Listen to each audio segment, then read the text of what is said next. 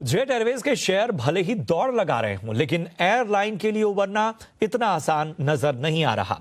कई बोली लगाने वाली कंपनियों की दिलचस्पी अब घटती जा रही है।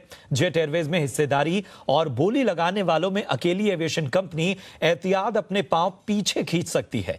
बैंकिंग सूत्रों के मुताबिक एतिहाद न केवल भारी भरकम हेयरकट चाहती है, बल्कि खुद भी ज्यादा पूंजी डालने को तैयार नहीं है। और हमारे सहयोगी ब्रजेश मिश्रा इस वक्त सीधा जुड़ चुके हैं हमारे साथ। ब्रजेश, ये एक बड़ा सेटबैक होगा अगर एतिहाद को लेकर इस तरह की खबरें आ रही हैं। बिल्कुल, क्योंकि जो 4 दावेदार चुने गए थे बोली के लिए, उसमें जो सबसे बड़ा और कहें कि सीधे तौर पर एविएशन सेक्टर से जुड़ा हुआ था और जेट का साझेदार भी था, वो एतिहाद था।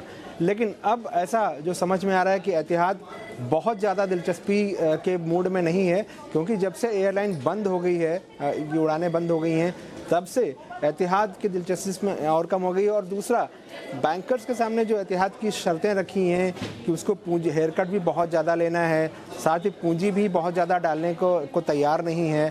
इसके अलावा उनको जो और एयरलाइन चलाने के लिए पैसे चाहिए, वो भी बैंकों से ही चाहिए। तो कुल मिला के ऐसी शर्तें बैंकों के ऊपर थोपी जा रही हैं जो शायद बैंकों को पसंद नहीं आए, और इस वजह से एक तरह से कहें कि जो सबसे मजबूत प्लेयर माना जा रहा था इस पूरी बोली में, वो जो है वो बहुत उतना फेवरेबल नहीं लग रहा है। जबकि जो दूसरे प्राइवेट इक्विटी फंड हैं, उन्हें अब इस बात की चिंता हो रही है कि जो जेट के स्लॉट चले गए हैं या पार्किंग लॉट चले गए हैं, वो आखिर वापस कैसे आएंगे। हालांकि सरकार यही कह रही है कि केवल ये जो अलॉटमेंट है रूट्स का, वो केवल 3 महीने के लिए है, लेकिन इस पर भरोसा कर पाना मुश्किल हो रहा है प्राइवेट इक्विटी फंड्स के लिए, क्योंकि एक बार अगर किसी के पास स्लॉट चले जाते हैं तो उसको वापस ले पाना इतना आसान नहीं लगता है। बहुत बहुत शुक्रिया करेंगे ब्रजेश आपका इस अहम जानकारी के लिए। और वाकई अगर एहतियात के बारे में ये खबर आगे चलकर सच होती है तो बड़ा झटका होगा।